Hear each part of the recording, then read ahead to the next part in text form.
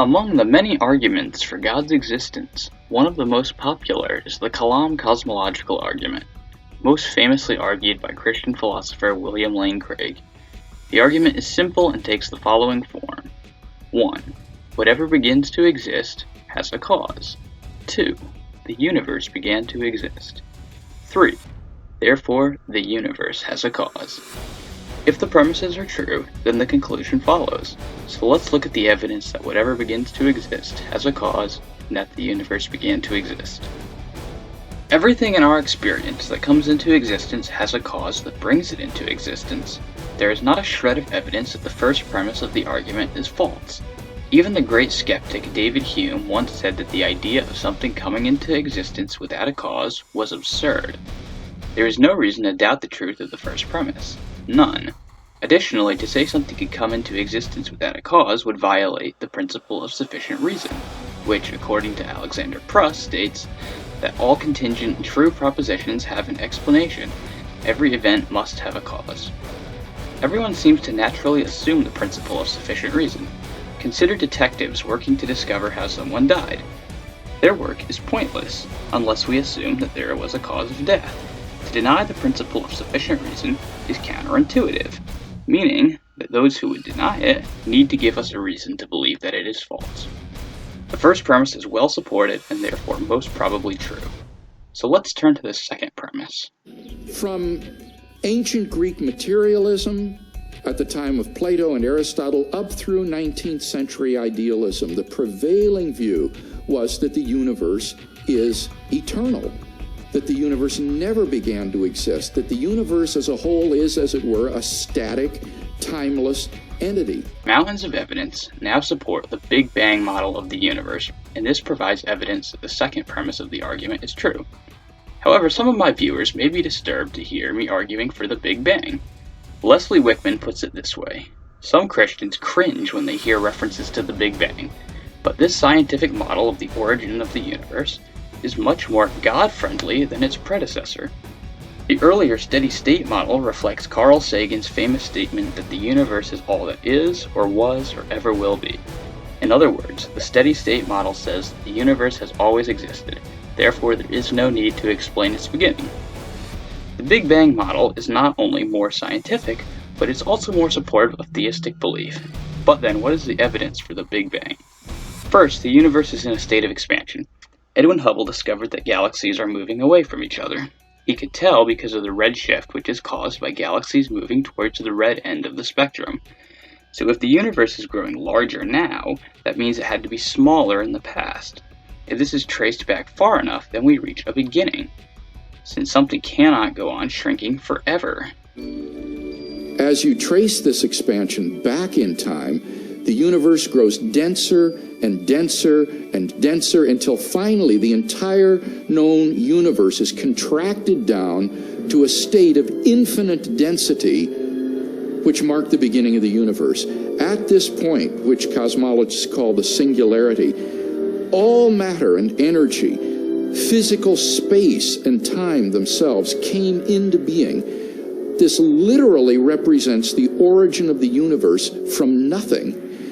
So the startling implication of Hubble's discovery was the temporal finitude of the universe, that the universe had an absolute beginning at some point in the finite past. Second, the universe is running out of usable energy due to the second law of thermodynamics. If the amount of usable energy is running down and will eventually run out, then there is a limit to how much energy there was to begin with. And this means that the universe must have had a beginning, since the universe has not yet run out of energy. Third, the BGV theorem states that any universe which is on average expanding throughout its history cannot be eternal into the past, but must have had a beginning.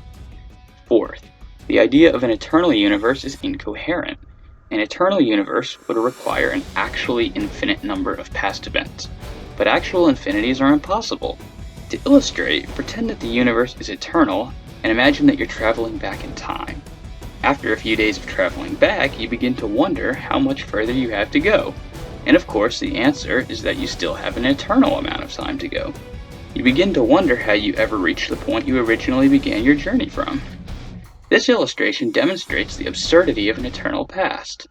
If the past extended back eternally, how could we have ever reached today? The answer is, of course, we couldn't. The past then cannot be eternal.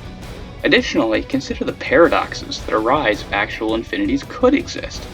J.P. Moreland explains, imagine a library with an actually infinite number of books.